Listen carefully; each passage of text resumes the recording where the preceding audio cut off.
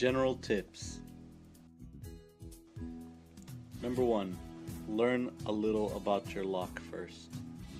Find out before getting on site what kind of lock you'll be working on and which tool you'll need. Also, if the lock is missing any wafers in any positions and if the lock decodes in the same direction as it was picked. The best way to find this information is by looking in the new Lishi 2-in-1 User Guide by Tony Audsley. Number 2. Practice. Increase your confidence by successfully picking and decoding a few locks before doing it in the field with customers staring over your shoulder. Also, the Lishi training vise is very helpful for practicing on any kind of lock. Number 3. Keep track of what you're doing. Try to remember which wafer picked in which direction. This is important information to remember when it's time to decode the lock. Number 4. Use only genuine Lishi tools. There are many imitators, and although they may look identical, they break easily and are not accurate, making picking and decoding more difficult. Purchase your Lishi tools only from actual Lishi distributors in your country. Steps and rules for picking. All locks follow these same basic rules while picking. Number 1. Insert the tool into the lock. Pull the slide back before inserting. Move the slide all the way back and center before inserting into the lock.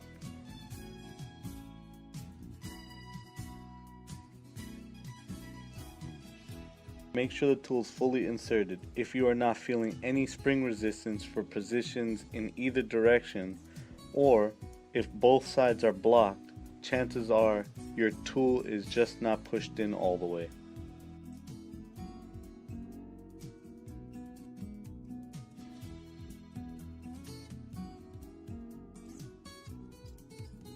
Two, determine which wafers are on which side.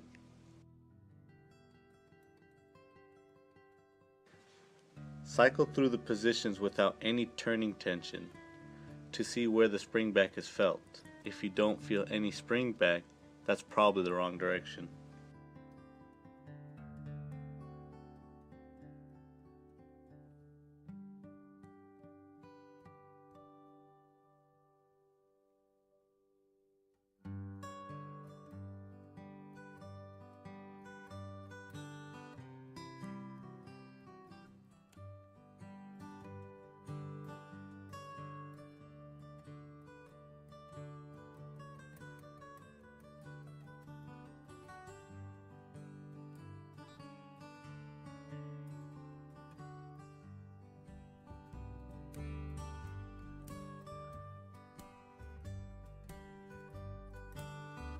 Number 3.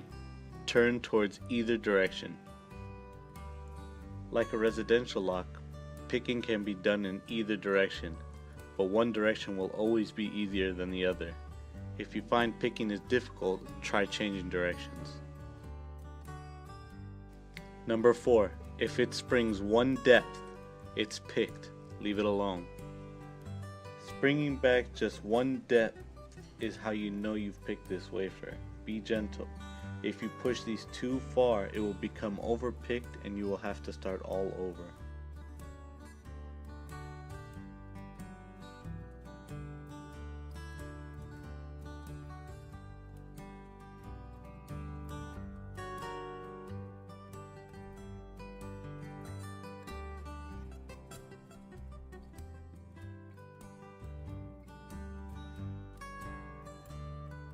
Number 5. If you can push it all the way down and feel it springs all depths, skip it and come back to it later.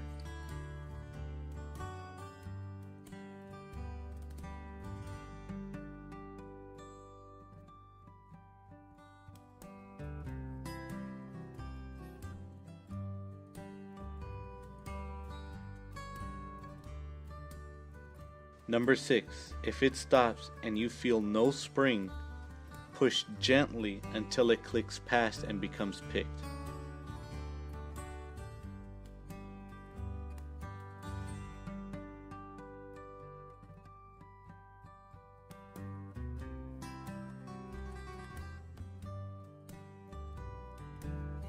If it's difficult to push, do not force it. Try releasing tension slowly until it clicks.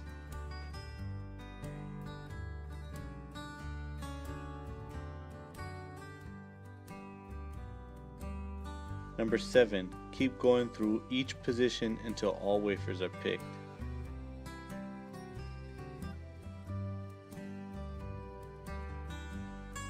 Even for positions that you determined were already picked, keep trying them again each time until the plug turns.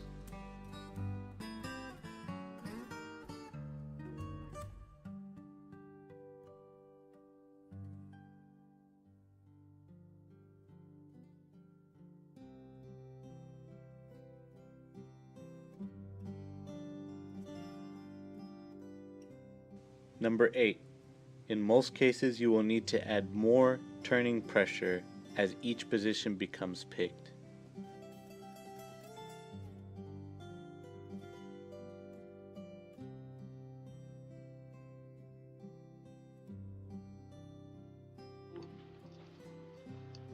Alright.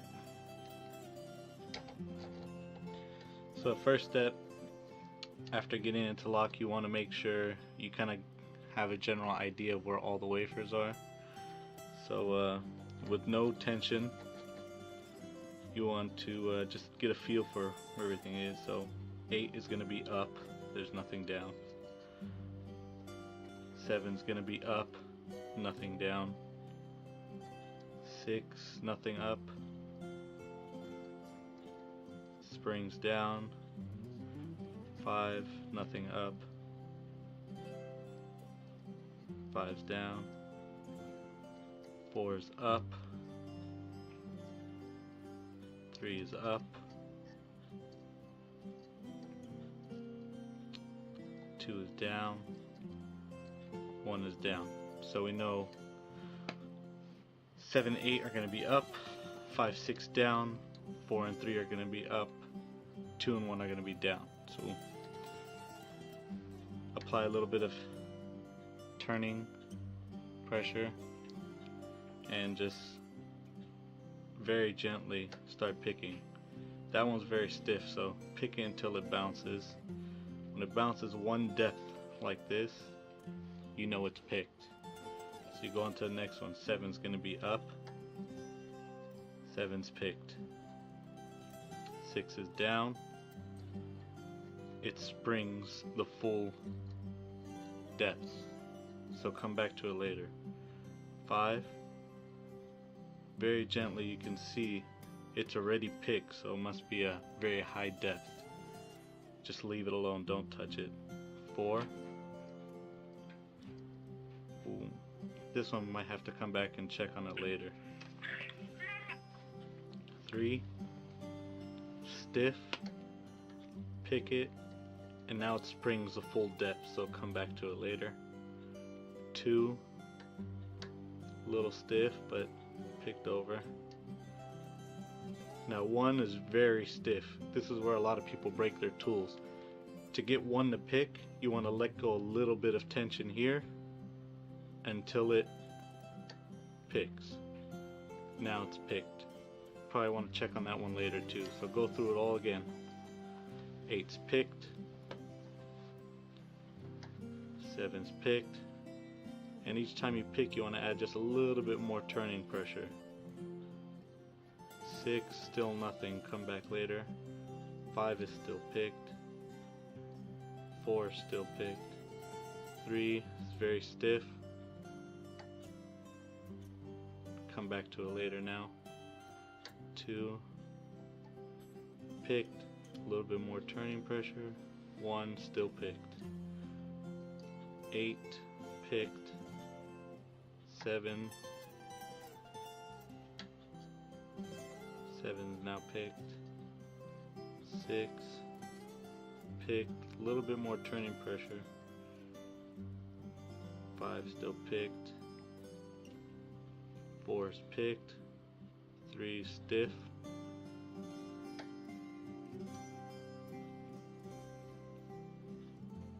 2 stiff. Now picked. 1 is picked, so now it should be only one holding it away from turning.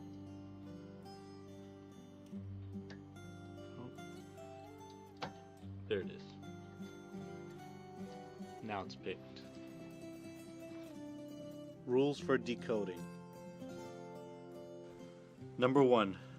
Refer to the Lishi 2-in-1 user guide by Tony Audsley to determine if decoding is done in the same or opposite direction as picking the lock.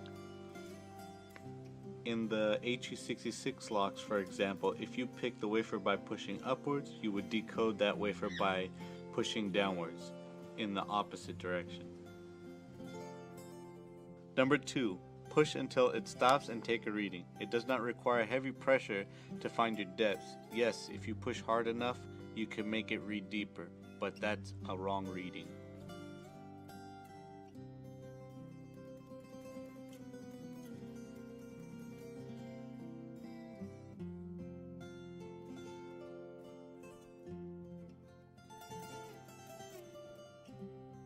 And so now you want to decode, and for the HU66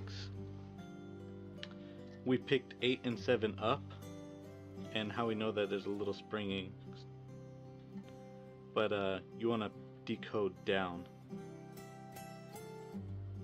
and so without any pressure on it, you can see it's about a 3.